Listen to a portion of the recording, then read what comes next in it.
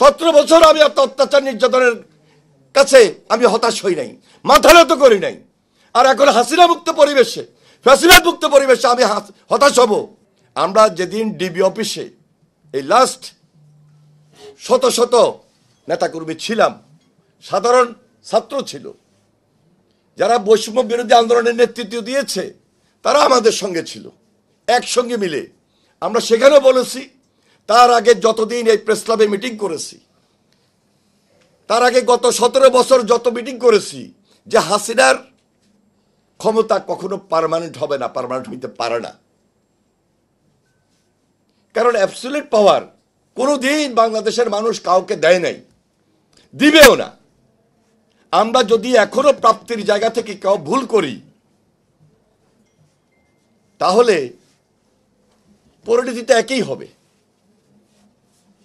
তাহলে এখন এই 1 বছরে সকল প্রাপ্তি পেয়ে যাব, এটা আমি মোটেও আশা করি না।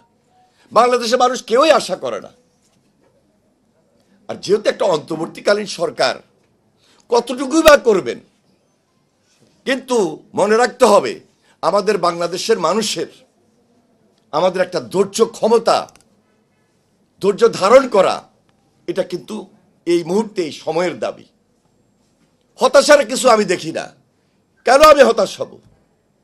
17 বছর আমি এত অত্যাচার নির্যাতনের কাছে আমি হতাশ হই নাই, মাথা নত করি নাই। আর এখন হাসিনা মুক্ত পরিবেশে, ফ্যাসিলিটি মুক্ত পরিবেশে আমি হতাশ হব?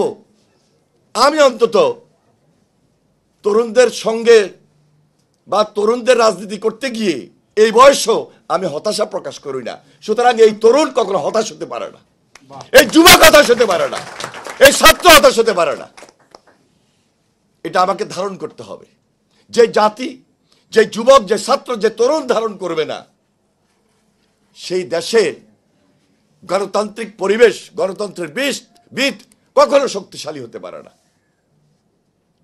আমরা দায়িত্ব নিয়ে লড়াই করেছি। সেই এরশাদের বিরুদ্ধে আমরা কখনো চিন্তা করি নাই যে আন্দোলনের পর আমাকে কিছু পেতে হবে, আন্দোলন সংগ্রাম করে কিছু পেতে হবে। লোভ লালসা আমাদের মধ্যে কাজ করে নাই।